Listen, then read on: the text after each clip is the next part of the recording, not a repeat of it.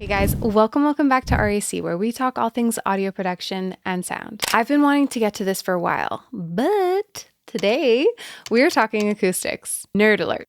This is the first episode in a series that goes over everything acoustics, and today we are going over the basics of what is sound. And that's where all the magic begins. Hi, I'm Dariana Everett. I'm a singer, songwriter, producer, and RAC grad. Let's go.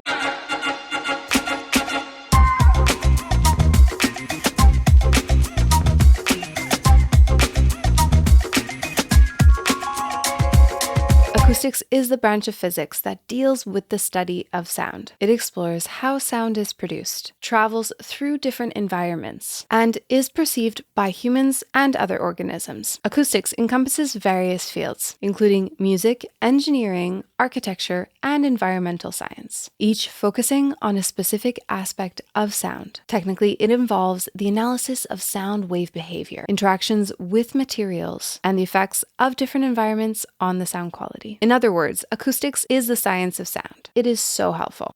Nay, dare I say, crucial for sound engineers to really understand and explore this science. In this first video, to better understand acoustics, we must first understand basic fundamental concepts. What is sound? Waveform, wavelength, frequency, and amplitude. Each of these plays such a vital role in how sound behaves, as well as how it is perceived. So, big question, what is sound? Sound is a form of energy that travels through the air or other mediums as vibration. These vibrations are created by objects and can be heard when they reach the ear. For instance, when you pluck a guitar string, it vibrates, creating sound waves that travel through the air until they reach your ears, where then you perceive it as music. Fun fact about sound is that sound can travel through gases, liquids, and even solids, but it requires a medium to propagate, meaning without any medium, it can't exist. It won't move. So, sound can't exist in a vacuum. You scream into a vacuum, there'll be nothing. What? Anyway, there's some fun YouTube experiments that explain that. So watch that if you find that stuff fun, like I do.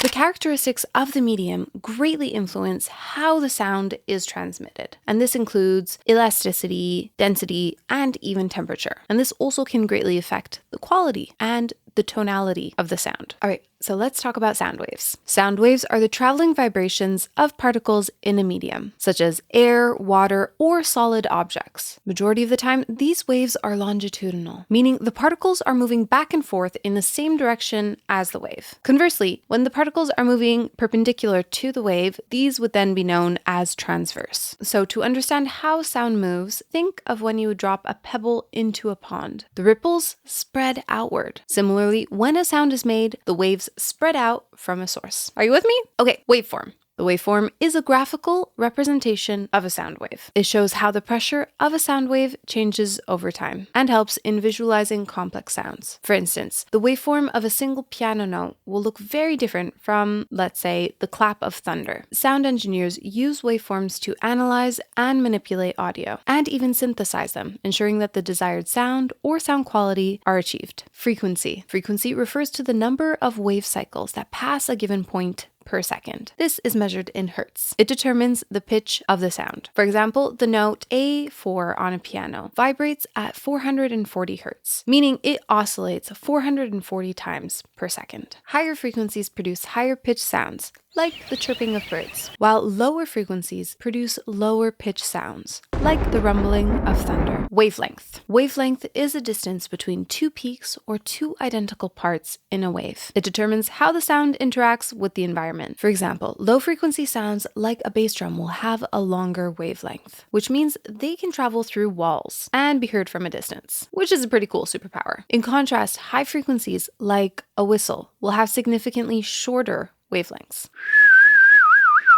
making them more directional and less likely to be able to penetrate different objects. It is inversely related to frequency, meaning that the higher frequencies have shorter wavelengths and vice versa. This relationship is crucial when considering how sound interacts with different environments and materials. Amplitude. Amplitude measures the height of the wave and indicates the energy or intensity of the sound. It is often perceived as loudness. For instance, a whisper has a small amplitude, resulting in a very soft sound, while a shout has a large amplitude, resulting in a loud sound. In practical terms, sound engineers must balance the amplitude levels so that the sound is neither too soft or too loud and is clear and audible. Okay, so here is a little exercise for you guys. I want you to take your phone or your microphone and record a few different sound sources. A simple sound like